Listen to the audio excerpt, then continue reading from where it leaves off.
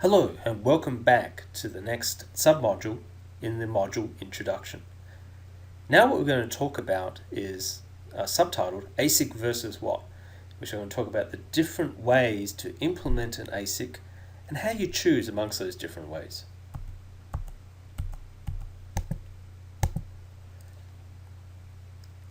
So application-specific integrated circuit means exactly that, a chip designed to perform a particular operation or set of operations as opposed to general-purpose integrated circuits. Though it is not software programmable to perform any operation, there usually is an embedded CPU in an ASIC to handle things that don't need hardware levels of performance, such as overhead management functions. In this class, I consider FPGAs, field programmable gate arrays, as a subset of ASICs because their design entry point is much the same. However, some do consider them as a separate category. In contrast, general-purpose integrated circuits are designed to be software programmable so they can perform any function compatible with the level of performance they can achieve. The obvious example are microprocessors, all the way from high-end processors for servers through to processors in washing machines to perform the rudimentary functions needed within. Classic examples, of course, include the Intel processor range and the ARM processor range commonly found in mobile devices. There also is a subclass of processors called digital signal processors. These are still programmed devices, but the features in the instruction set architecture are more tuned towards digital signal processing functions such as those needed in multimedia. A big application of such processors are sensor processing and the DSP functions for communications. Another big range of general-purpose integrated circuits are graphics computation units, or GPUs. Traditionally, these were used just to accelerate graphics functions in notebook and desktop computers, but increasingly the parallel arithmetic capabilities of such units are being exploited to speed up arithmetic-heavy functions, such as numerical simulations. Of course, such programmable processors such as these have to be complemented by other general-purpose integrated circuits, such as DRAM and SRAM chips, and non-volatile memory chips, such as flash memory. Here's some examples of ASICs, or application-specific integrated circuits. Video processors are a common application. The televisions are full of have strong ASIC components to them, as do most digital video recording devices. The graphics processor is an example I've already given. It's designed using ASIC design styles. The converged device in your mobile phone, which has DSP in it for processing signals, a controller, different codecs to record images and video, and to manage the mobile data. These are examples of ASICs. Encryption processors. The networking industry is a very heavy user of ASICs, at least in terms of the amount of ASIC design goes that they do. Unfortunately for them, the volumes they produce are relatively modest. But there are a lot of ASICs in networking equipment to manage traffics, to manage the packets, to route the packets, to manage traffic flow, and often even increasingly to perform higher level functions. And of course, though a CPU is not an example of an ASIC, it is, however, designed using ASIC design methodologies. Though the tool flows are a little more sophisticated than a standard ASIC tool flow, companies like Intel and IBM are using RTL as their design entry point to design their high-end processors. And of course, the reason why we do this is an ASIC implementation can outperform software by several orders of magnitude. We've done ASIC implementations for speech processing that take capabilities that you would not be able to run even in a multi-core desktop computer and achieve levels of performance well beyond a multi-CPU desktop computer, but can be done in just a couple of square millimeters of silicon. So they outperform software by many orders of magnitude, both in terms of performance and in terms of power efficiency. But of course, the downside of this is it takes a lot more engineering effort to design hardware than it does to write software that goes into a general purpose machine. So let's go through the ASIC styles and then contrast and compare them in terms of how you would choose between them for a particular project. Let me start with the rarest style, and that is full custom ASICs, in which every transistor is designed and drawn by hand. In fact, there's an example from some of our own work on the top right there.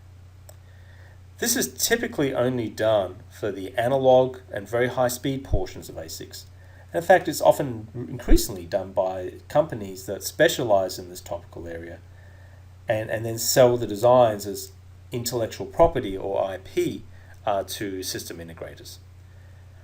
Examples of this, of course, include all analog functions, high-speed I/O, phase-lock loops, some aspects of memory interfaces, and so on. These, of course, give the highest performance, but take a very long design time. They're very expensive to make. And of course, a full set of masks are required for fabrication.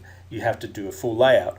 And in fact, part of the chip on the top right is shown at the transistor level down below.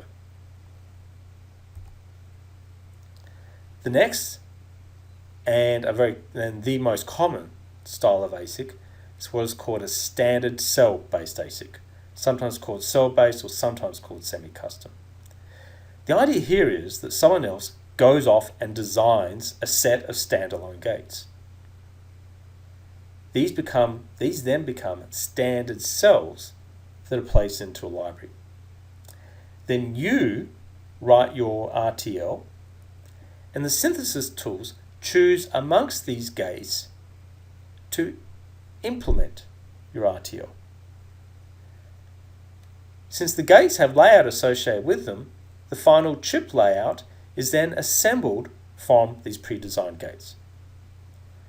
So for example, at the bottom here, I have the layout for a D flip-flop and the layout for a NOR gate done in a standard cell type fashion. Now those of you who've done VLSI design will know that the top rail on these is the VDD rail, and the bottom rail is the ground or VCC rail. Do you notice something about the rails on these two designs as compared these two standard cells as they're placed on this page here? They're the same. The basic idea in place and route is that if you place a NOR gate next to a D flip-flop, you just put it to its side, that automatically connects up VDD and ground to provide those functions for an entire row of standard gates. You then come in and route wires to the inputs and outputs of the standard gates. For example, you can see these wires hanging here. They're obviously an input or output to this D flip-flop. Similarly, the wires there. So that's how these predefined standard cells that someone else has designed are integrated to create a standard cell ASIC. In addition, there are other functions that don't suit themselves to place and route. Some arithmetic functions, such as big multipliers, some obviously memories, come arrays, and these are sometimes tiled together from what are called macro cells. An example of a standard cell ASIC is shown on the top right. In the top 2/3 of this chip, you can see you can make out actually the rows of standard cells as they're wired together.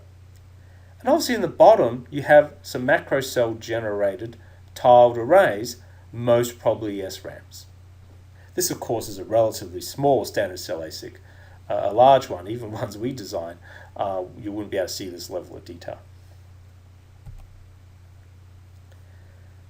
So what you often get is a system on a chip, such as shown here.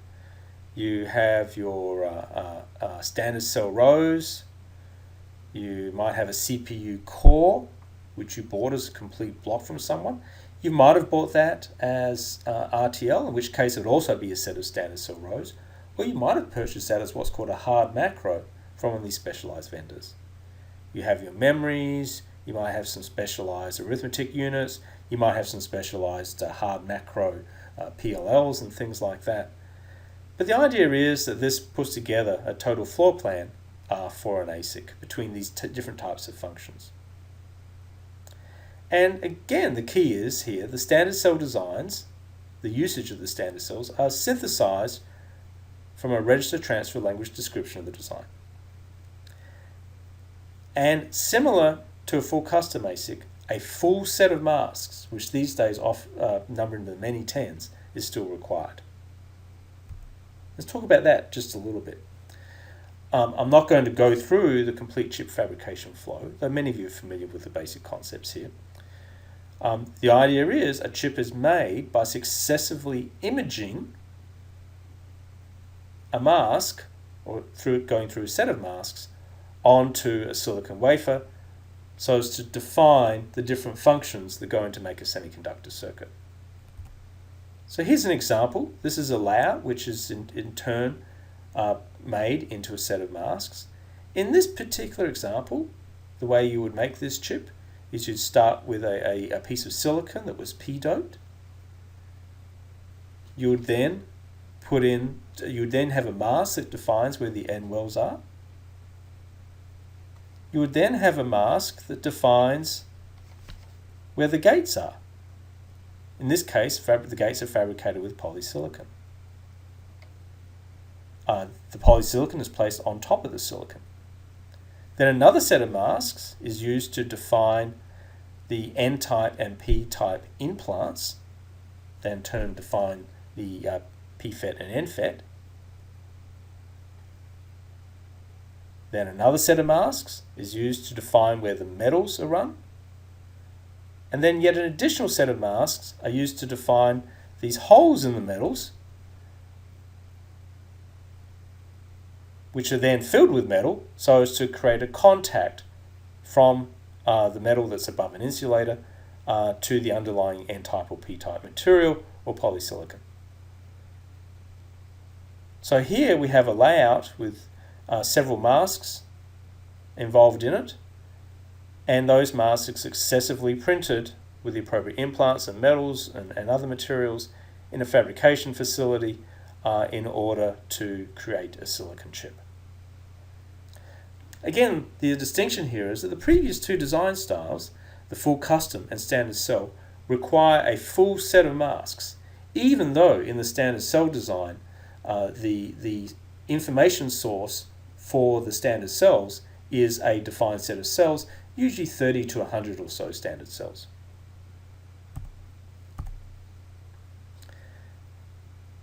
Cell-based ASICs are typically done using what's called the fabless semiconductor company model.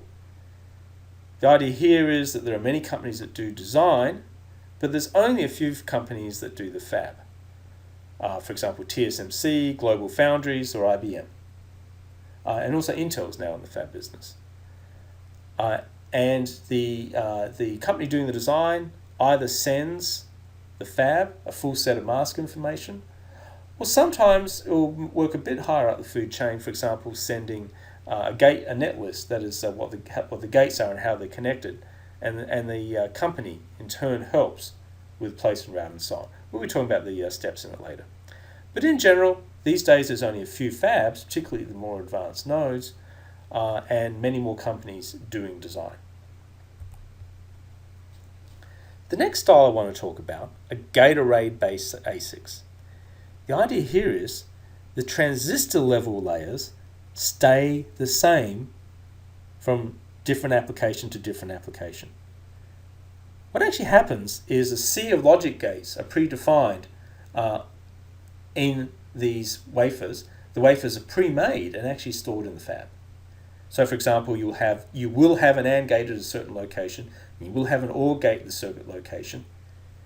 And if your design needs an AND gate, the AND gate then gets wired in. If it needs an OR gate, the OR gate then gets wired in. However, of course, many of the gates that are pre-made in the transistor level layers are not used. So the functional density of a gate array ASIC is quite a bit lower than that of a standard cell ASIC. A big portion of the gates that are predefined never get used. However, design is much simpler, though the entry level point is RTL still. In the end, all the designer's tools have to do is define the wiring and the vias to implement the desired function. Because most of the gates are unused, the wires tend to be longer, and thus the cell-based designs tend to be slower and somewhat more power hungry than standard cell-based designs. But in this last point here, I still emphasize the design entry is still registered transfer language, and in fact, most of the tools look and feel the same as for the standard cell-based design. So here's a couple of examples. Here's a company called Chip Express at the top here. They have pre-built wafers with a sea of macros, that is a sea of gates in them, and other functions such as phase lock loops and clock distribution and so on. And 4 metal layers, and all these are predefined, sitting in the fab as unfinished wafers. When the designer goes through the tool flow, he or she will put out those 2 final metal layers that are customized for the application, and thus you can go from design concept to chips that you can test with only having to fabricate 4 unique masks and run those 4 unique masks in the fab.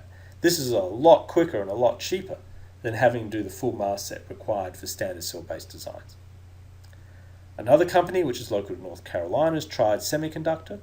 They only have 1 metal layer that's required for customization, and thus they can just turn around a chip. You can go from sending them a CAD file to having chips in your hand with only 2 weeks. And this again is because sets of wafers with most of the wafers pre-made are sitting in fabs in the companies that these vendors use for the gate arrays. The last style I want to talk about are programmable logic devices, referred to as PLDs. The most common example is an FPGA, or field programmable gate array. These require no masks at all to fabricate. These are off-the-shelf ICs that the designer programs in order to implement a logic function. You're capable of implementing approximately 100,000 plus gates in the high-end versions of these FPGAs. However, there's a lot of overhead with creating programmable logic. Thus, their high power consumption, the chips are quite large and thus have a high per unit cost. The wiring is quite complex to create, so you end up with quite slow chips as well. Here's an example of the internal architecture of an FPGA. This is actually an example from Xilinx. On the left shows the 2 types of blocks that make up a simple FPGA. The CLBs are configurable logic blocks, and I'll come back to them in a moment. The PSMs are programmable switch matrices. They're basically crossbars in a sense that can connect any set of wires coming into the PSM block in order to create customized routing. So the wires exist there in the FPGA, and these PSMs are used as crosspoints to connect up wires so you can build up wiring paths from CLB to CLB. What's not showing the diagram on the left are the I/O of the CLBs themselves. An example of a CLB is shown on the right. What you see on the left of this, where it says logic function, these are basically small SRAMs, 4 input, 1 output SRAMs. You might recall that any logic function can be implemented as a lookup table in a memory. And that's exactly what's done here. These SRAMs are programmed through a set of CAD tools to implement predefined combinational logic functions, admittedly small ones. These are both 4 input, 1 output. But any 4 input, 1 output logic function can be fit in each of those SRAMs. You can then see a set of muxes to create some steering logic in the middle there. One of the things these, for example, can enable is the carry chain on a carry adder. And then on the right, you can see 2 flip-flops associated with this particular CLB.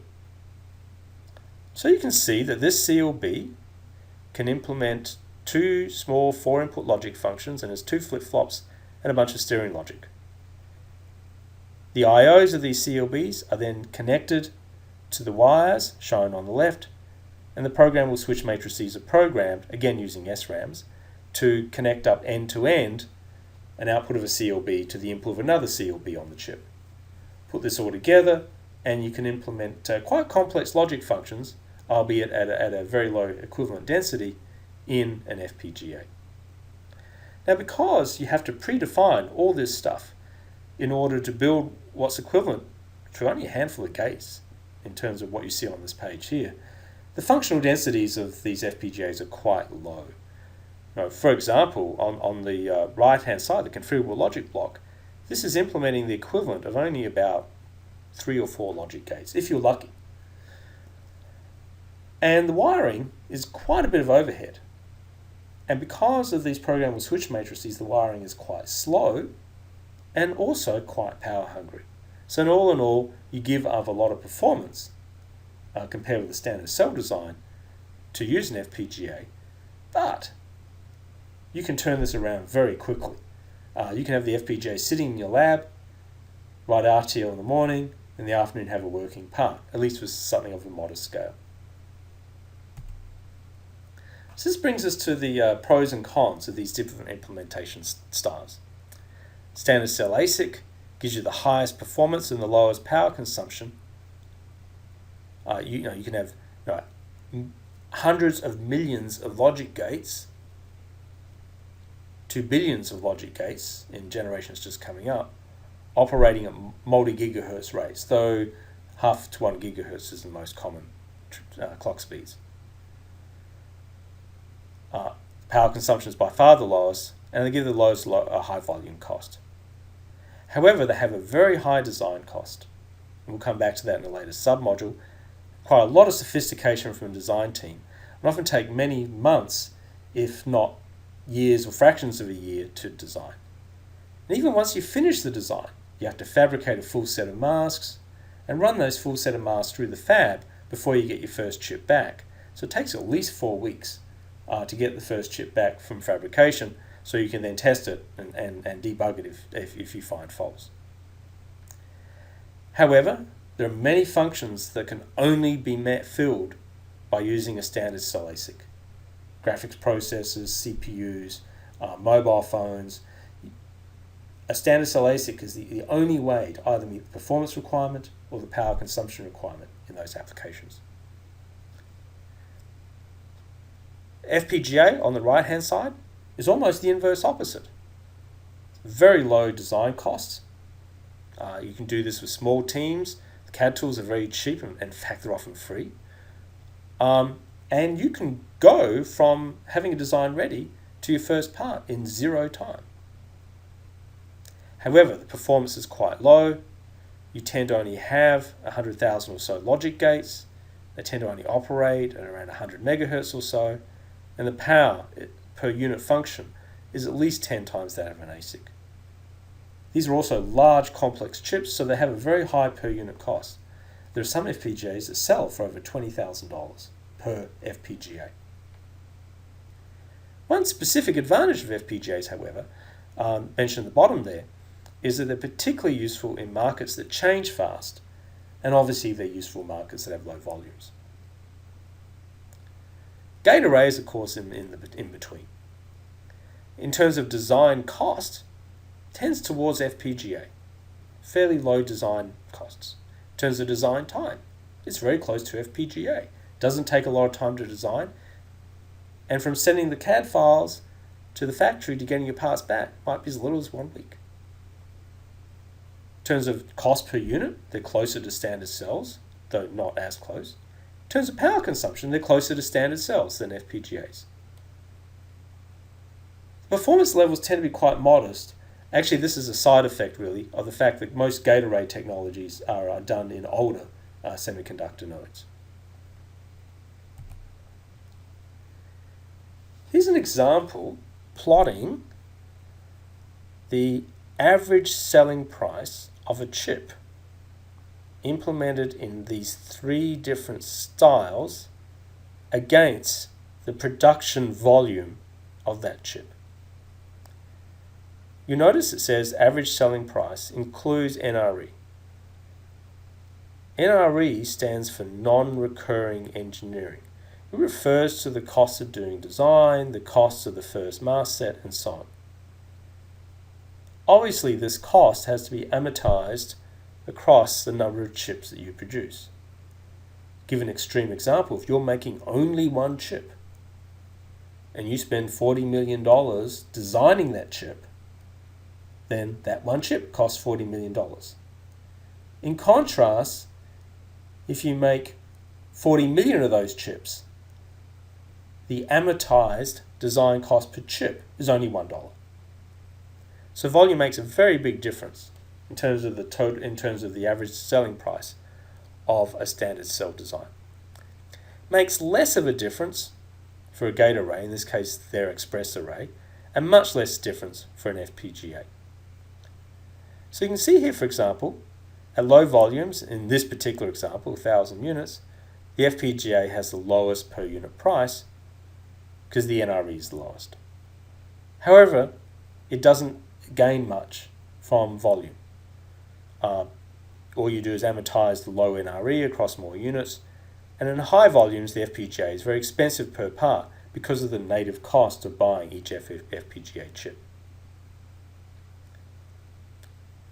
In contrast, the standard cell has a very high cost if your volumes are modest, but the lowest cost if your volumes are high.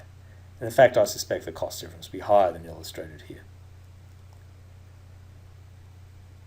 In contrast, again, the gate array is in the middle. For low volumes, it has a somewhat higher per unit cost than the FPGA, but it crosses over fairly quickly. In this particular example, I think that's around 2,000 units. And then it's closer to the cost curve of the standard cell design. However, we've got to be a little careful here. Cost alone doesn't drive these markets. As I was mentioning earlier, there are some markets that can only be met by the performance and power level capabilities of a standard cell design. And there are some markets that need the agility of rapid redesign FPGAs in order to meet them. However, price is a big issue. So for example, the military market tends to be very heavy users of FPGAs these days because they tend to have low production volumes.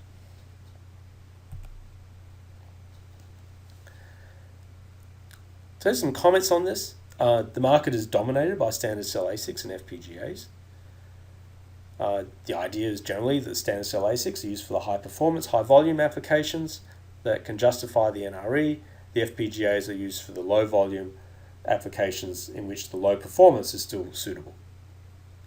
Many consider FPGAs separate from ASICs. For purposes of this course, they're not, because the design entry point is much the same. However, in general, an ASIC team is very different in character from an FPGA team. An FPGA team, frankly, requires a low level design skills, especially in running the back-end tools, that is, the actual tools that produce the physical design. You need much less verification before quote-unquote going to the factory. Because the ASIC, you can test the actual part very quickly and easily. Correction, the FPGA, you can test the actual part very quickly and easy. Whereas on the other hand, the ASIC, you're going to spend weeks waiting for it to come back from the fab, then it'll take you weeks to bring it up and start testing it before you can start debugging any problems with it. So you want to spend a lot of effort getting bugs out of the standard cell ASIC before sending it to the factory. FPGAs are a very low cost barrier to entry. In fact, is for a few $100s, you can go off and design FPGAs yourself at home, quote unquote, in your garage. However, of course, FPGAs are much lower performance level, which again makes them easier to design. However, they don't have much difference from the purpose of this course, because the actual RTL design function is done very much the same for FPGAs as it is for standard cell designs. In fact, synthesis has very much the same approach as well. In fact, the synthesis tools we'll be using in this class, at least the synopsis tools we'll be using, can be targeted either for FPGAs or for ASICs. Though often in practice you use different synthesis tools for FPGAs. And you'll have an opportunity to investigate that later in the semester. So now I'm going to summarize this module before allowing you to do the submodule quiz. ASICs can be built on different styles and they're summarized here. Full custom is used for specialized functions as part of a chip. There's rarely an entire chip that's full custom. Standard cell designs require a full set of masks, but the logic cells are pre-designed. Gate arrays, the logic cells are pre-made, and the wiring is specified from the design. And finally, field programmable gate arrays are off-the-shelf chips that can be programmed to perform logic functions and interconnect functions.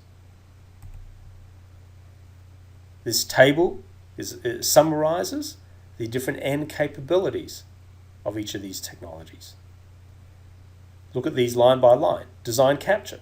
In a full custom design is transistor level design, and the other three is RTL as the design entry point.